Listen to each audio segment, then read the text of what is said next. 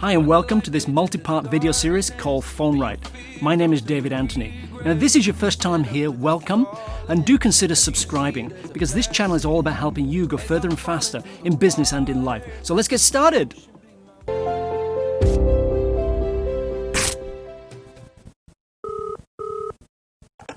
Good morning, accounts.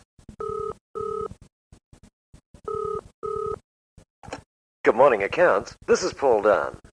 With that second one, accounts is automatically perceived as a friendlier place. Using your name is crucial for another reason too. Using it builds the relationship between you and the caller early in the phone call. To explore why that is, picture yourself at a party or at a meeting. You want to meet someone you don't know. So you go over to them and extend your hand. And then you say, "Hi, I'm Sharon Butler." What do you think will happen now? Well, it's quite clear, isn't it? The person you're meeting will respond automatically like this. Hello, I'm Gordon Mackenzie. Now, the real key is that they will give you that response automatically, almost without thinking. And so it is on the phone. When the caller hears you apply the performance standard like this, "Good morning, sales department. This is Sharon Butler." or more simply, "Good morning, this is Sharon Butler." they'll respond with their name automatically in by far the majority of cases. And the moment they do that, you've come a little closer together. You've started to build that warm, friendly, and above all, personable and personal relationship with the caller. And because of that simple fact, you'll automatically build more sales. And that's just not an idle claim. It's a fact. We know that to be the case from all the individuals and companies already using this program.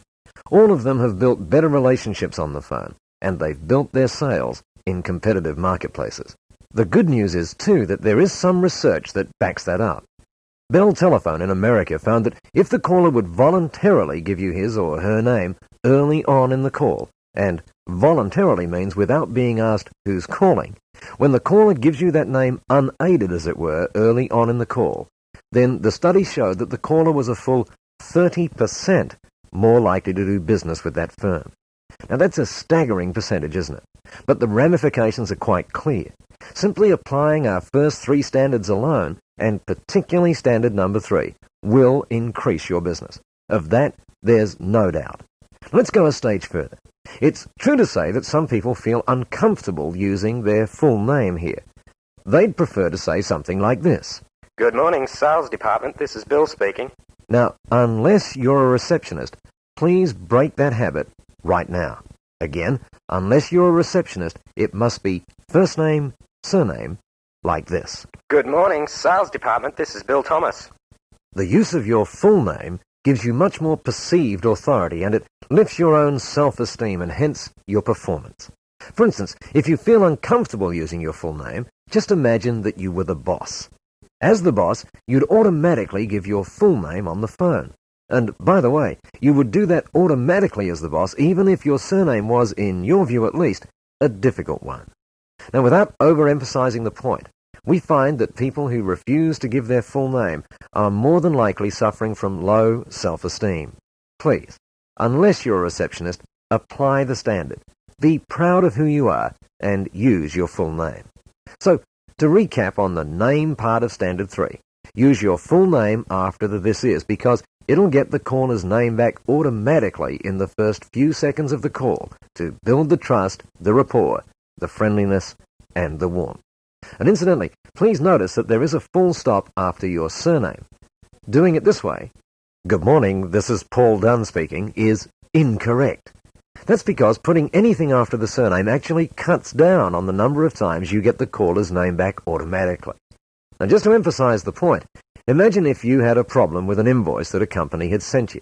So, to sort out the problem, you call the company. You get through to the accounts department, and you hear, "Good morning, accounts department. This is Annette Wilson. Can I help you?"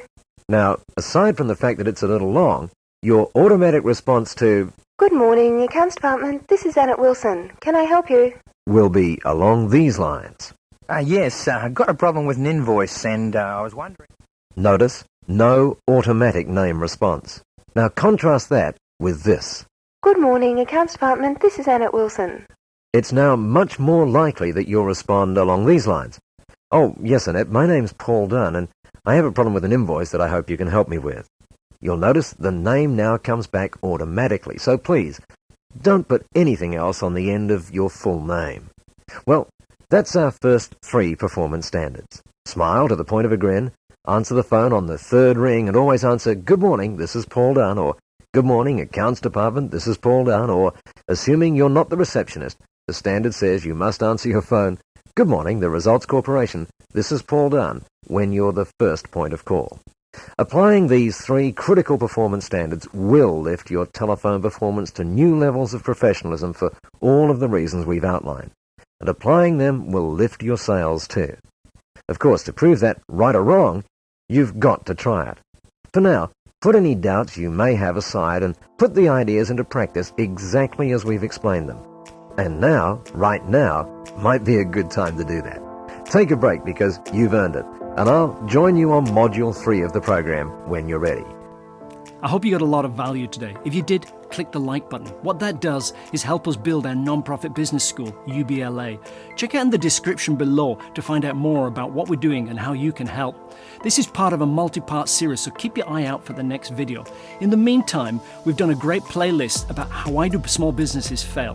Check this link over here, and this will show you a great little list about how you can be successful in business. So thank you very much. Catch you again soon.